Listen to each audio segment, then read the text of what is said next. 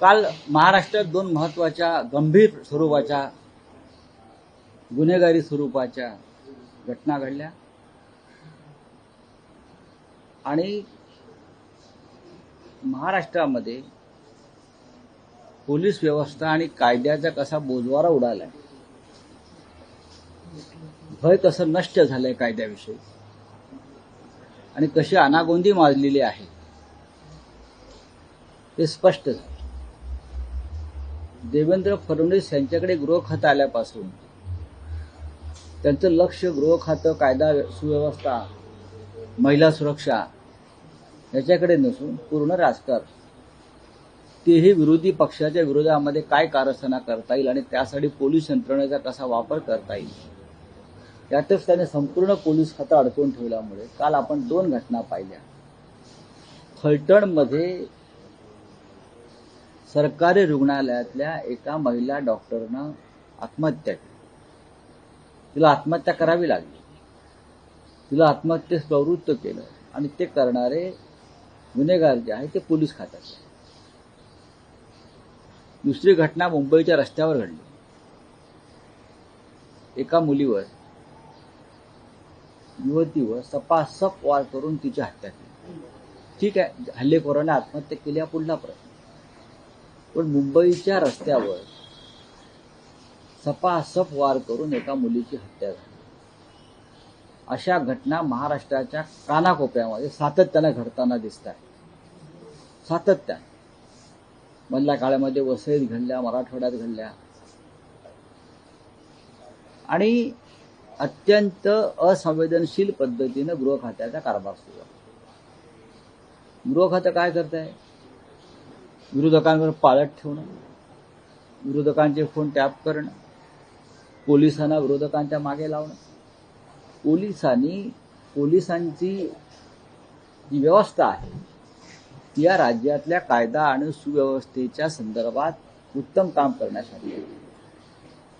पण पोलीस हे आमच्या पक्षाचे चाकर आणि नोकर आहेत अशा पद्धतीने त्यांना राबवलं जात असेल तर फलटण आणि मुंबईसारख्या दुर्घटना सतत घडत राहतील.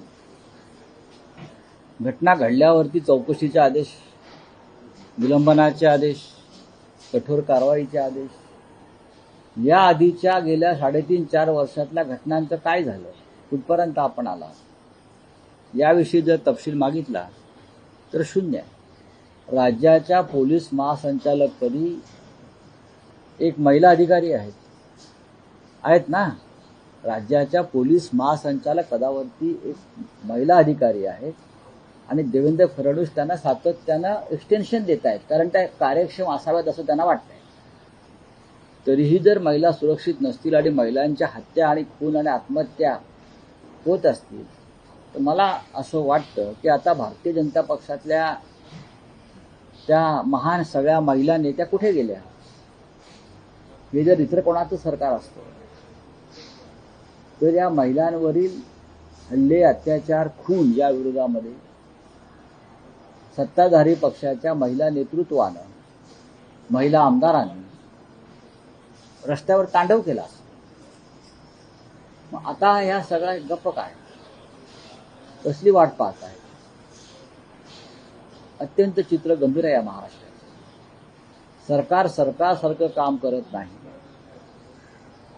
सरकारची प्रशासनावर पकड नाही, गृह खातं अजगराप्रमाणे निश्चित पडलेलं आहे. अशा पद्धतीत या राज्यातील महिला असतील, तरुण असतील, वृद्ध असतील, त्यांची सुरक्षा वाऱ्यावर आहे. रावसाहेब, आणखी एक विषय होता की सध्या भाजपमध्ये अन्य पक्षातील मोठ्या प्रमाणावर इनकमिंग होत आहे.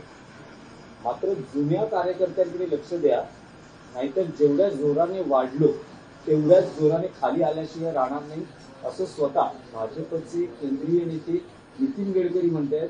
नितीन गडकरींनी आपल्या पक्षातल्याच नेत्यांचे कान टोचल्याचं म्हटलं जातं. नितीन गडकरी हे कायम कान टोचण्याच्या भूमिकेत असतात.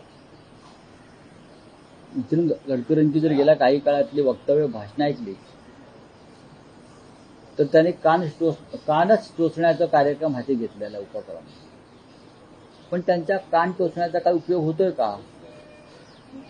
हे पाहायला पाहिजे. महाराष्ट्रामध्ये नव्हे तर देशभरामध्ये जो भारतीय जनता पक्ष आहे तो मूळ भारतीय जनता पक्ष नसून तो डुप्लिकेट सुजलेला फुगलेला भारतीय जनता पक्ष आहे. भारतीय जनता पक्षातले आजचे आमदार 60% आमदार हे बाहेरून आलेले आहेत, 60-65%. भारतीय जनता पक्षातले जे प्रमुख पदाधिकारी आहेत जे स्वतःला नेते म्हणून मिरवतात हे कधी काळी भारतीय जनता पक्षाच्या विरोधात काम करणारे लोक होते. त्यांना भारतीय जनता पक्षाची विचारधारा काय माहिती आहे. जे कालपर्यंत हाफ चड्डीवर संघाच्या घाणेरड्या शब्दात टीका करत होते आज ते संघाच्या चड्ड्या घालून संचलनात सामील होताना जेव्हा पाहतो तेव्हा लोक हसतात, लोकांना गंमत वाटते, लोक त्याचा मजा घेतात. भारतीय जनता पक्षामध्ये आज त्यांच्या स्वतःचे असे 20%च लोक आहेत आणि बाकी सगळे बाहेरून आलेले हौसे नवसे गवसे आहेत.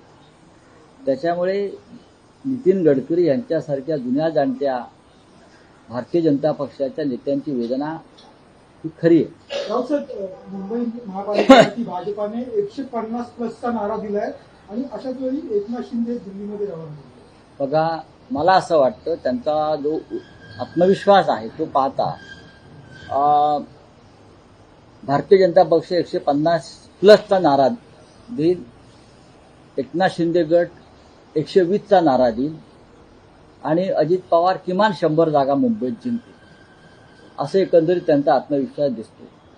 आणि मग आम्हाला सगळ्यांना राजकारण संन्यास घेऊन हरिहरी करत केदारनाथला जावं लागेल. जी गुफा आहे मोदींची तिथे आम्हाला जाऊन बसावं लागेल.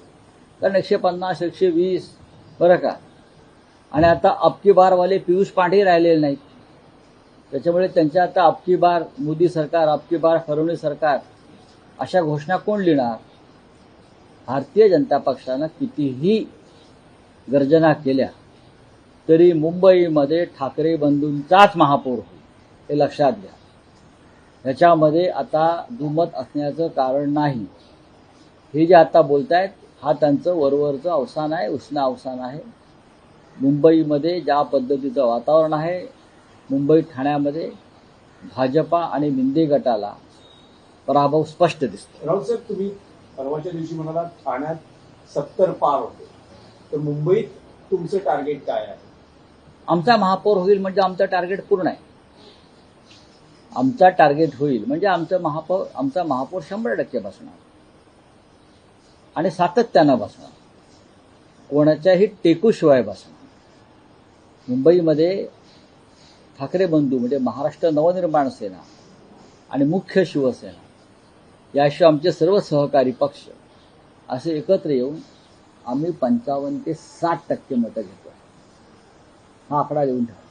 नाही राऊसाहेब, एक तुमचं विधान लक्षवेधी आहे की तुम्ही असं म्हणताय की कोणाच्याही टेकूशिवाय होणार. हा म्हणजे काय समजायचं? म्हणजे आमची जी आघाडी आहे आम्हाला पूर्ण बहुमत मिळेल. आम्हाला बहुमतासाठी जे भारतीय जनता पक्षाला करावं लागतं, तोडातोडी फोडाफोडी माणसं विकत घेणं, ते करावं लागणार नाही. आमच्या आघाडीला पूर्ण बहुमत मिळेल आणि मुंबईचा महापौर हा मराठी आणि भगव्या विचारांचाच होईल. नाही राऊसाहेब, पण शेवटी आकड्यांनाही महत्व असतं. भले तुम्ही नाही म्हणाल, तुम्ही 70 पार ठाण्यात म्हणालात, मुंबईत असं काही टार्गेट सेट आहे का? मुंबई जागा 227 पैकी किती नाही, जागा? मुंबईचा आकडा मी देणार नाही. याचं कारण असं आहे की परिस्थिती रोज बदलते आणि सकारात्मक चित्र असं निर्माण होत आहे की आम्हाला सगळ्यांना मिळून उत्तम आकडा मिळतो, एवढंच सांगतो. उत्तम आकडा आहे आणि त्या आकड्यावरती मुंबईचा महापौर हा आमचा होणार. शुद्ध मराठी, मराठी मनाचा, मराठी मातीचा, मराठी विचारांचा आणि उद्धव आणि राज ठाकरे या बंधूंचा. नाही, पण मुंबईची लढाई ही प्रतिष्ठेची आहे. महायुतीत अन्य ठिकाणी महायुती होईल की नाही असं असताना मुंबईत मात्र तिन्ही पक्ष एकत्र लढणार. याचाच अर्थ असा आहे की मुंबईच्या संदर्भात त्यांच्या मनामध्ये भीती आणि शंका आहे. ही जे ठाकरे बंधूंनी जे आव्हान उभं केलेलं आहे, जे वादळ उभं केलेलं आहे, त्या वादळाशी सामना करणं भाजपला शक्य नाही, मिंध्यांना शक्य नाही, अजित पवारांचा प्रश्नच येत नाही. म्हणून तर हे सगळे आता एकत्र येत आहेत, फोडाफोडी सुरू आहे. चालू त्या हिंदी में कुछ आहे तो कुछ ही है. सर सातारा में एक महिला डॉक्टर ने आत्महत्या की है, किस तरह से देखते हो महिला सेफ्टी की? महाराष्ट्र में महिलाओं की सुरक्षा पूरी तरह से संकट में है। एक जमाना में महाराष्ट्र सबसे सुरक्षित राज्य रहा महिलाओं के लिए, मुंबई के लिए। कल अगर ये घटना पश्चिम बंगाल में होती, अगर ये घटना केरल में होती, अगर ये घटना कर्नाटक में होती, अगर ये घटना हिमाचल प्रदेश में होती, तो भारतीय जनता पार्टी पूरे देश भर में इस प्रकार से हंगामा करती कि इतना बड़ा संकट महिलाओं पर आ गया है। लेकिन कल मुंबई में एक लड़की के ऊपर भर सड़क पर हमला हुआ, उसकी हत्या हुई। मुंबई शहर में जो सबसे सुरक्षित माना जाता है, फलटन सातारा डिस्ट्रिक्ट में एक महिला डॉक्टर को आत्महत्या करने की नौबत आ गई। उसके ऊपर एक पुलिस अफसर ने बलात्कार किया। और कहाँ है गृह मंत्री? महिलाओं के मामले में ये सरकार और गृह मंत्रालय महाराष्ट्र का पूरी तरह से असंवेदनशील है। सरकार क्या कर रही है? तो जो अपने विरोधक है उनके ऊपर निगरानी रखने के लिए पूरा पुलिस का इस्तेमाल हो रहा है। विरोधक हमारे विरोधी होंगे, उनके फोन टैप हो रहे हैं। हाँ, राजनीतिक दल तोड़ने फोड़ने के लिए पुलिस का इस्तेमाल हो रहा है। लेकिन महिलाओं की सुरक्षा सड़क पर है, हवा में है। 2 महिलाओं की हत्या एक दिन होती है। और कहाँ है हमारे गृह मंत्री देवेंद्र फडणवीस जी? कहाँ है लाडली बहन? क्या वो लाडली बहन नहीं है जिनकी हत्या हुई? हाँ, चलिए, thank you. Sir Eknath Shinde Delhi visit कर रहे, अमित शाह से मुलाकात करने वाले, उनकी भारतीय जनता पार्टी ने 1+1 का नारा दिया है। देखिए, बात ऐसी है, ये उनका इंटरनल मामला है। अमित शाह उनके पार्टी के प्रमुख है। एकनाथ शिंदे की जो पार्टी है उसके पार्टी के चीफ अमित शाह है, तो भागकर उनके पास ही जाएंगे ना। नाम की शिवसेना है, जो शिवसेना उनको अमित शाह ने बना कर दी। और बॉस दिल्ली में बैठे हैं उनके, अमित शाह बॉस है उनके, तो बॉस के चरणों में गए होंगे। Sir defender